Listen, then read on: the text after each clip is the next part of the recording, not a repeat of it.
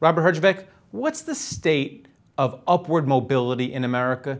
As a shark, you have an interesting, a unique vantage point. Yeah, you know, it's funny. People come on the show and they tell us it's hard, and I always think, yeah, it's hard, but it should be hard. I think that this is still the greatest country in the world to move up. I think this is still the greatest country in the world to be given an opportunity.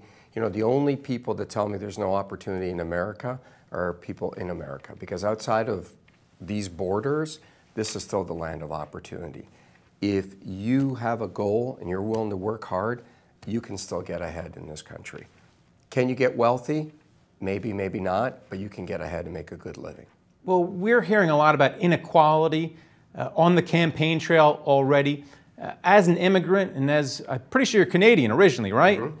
Now you're here, you're dancing with the stars. Can you talk about inequality in America? Do you think that the gap is too big? No, I don't think the gap is too big. I think the gap is difficult. I actually think the gap is in education. I think we have a bigger problem in this country, which the education gap and the loans and the funding that people are taking out just to get an education. I came to Canada with one suitcase on a boat with my mom and dad. And I'll never forget when my dad got laid off one time from his job, he was going to file for unemployment. And then he didn't. And I asked him, why didn't you? And he said, because this country gave me an opportunity. And all you need in life is an opportunity. And I think America still gives us opportunity. Another thing we keep hearing as the campaign progresses is that America is shipping jobs overseas. You hear it especially a lot with regard to some of the trade treaties that the president's been negotiating lately.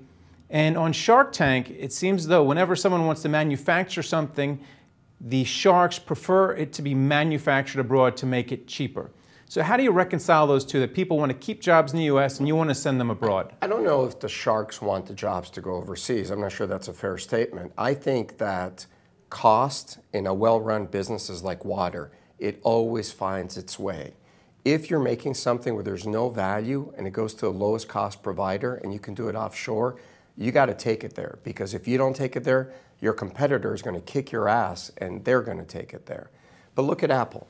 Apple manufactures overseas, but they provide high value here. We don't see a big uproar over that. I don't think there's anything wrong with going offshore to lower your cost so you can create more jobs here of a higher value.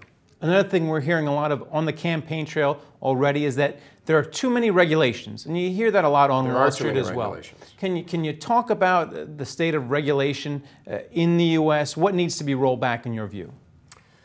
Well, so I'm of two minds on this. I think that we didn't have enough regulation, then we put in Sarbanes-Oxley and we put in all these other regulations, and we've probably gone too far. We need to scale some of that back.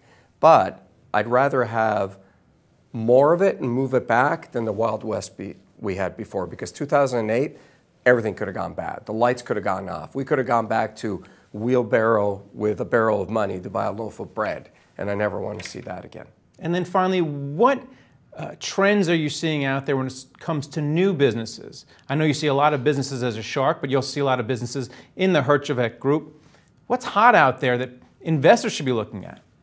Well, I'm in the internet security business. I run a company called the Herjavec Group. We're about 150 million, 300 people. We're growing by 30–40% a year.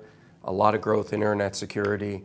I mean, we're seeing the world become more interconnected. Anything online is going to continue to grow. I don't think we're even at 1/3 of the internet revolution. So there's a lot of upside there. Application delivery. I mean, I'm a tech guy, so I see a lot of that. But look how hot retail is now. I mean, it's not sexy and exciting like tech. Not that tech is that sexy and exciting. I mean, I just spent 11 weeks on Dancing with the Stars. I know sexy and exciting. None of this stuff is sexy and exciting, but there's opportunity everywhere. I'm very, very bullish about the American economy right now. All right, thanks a lot, Robert. Yeah, thank you. Thank you for watching The Street.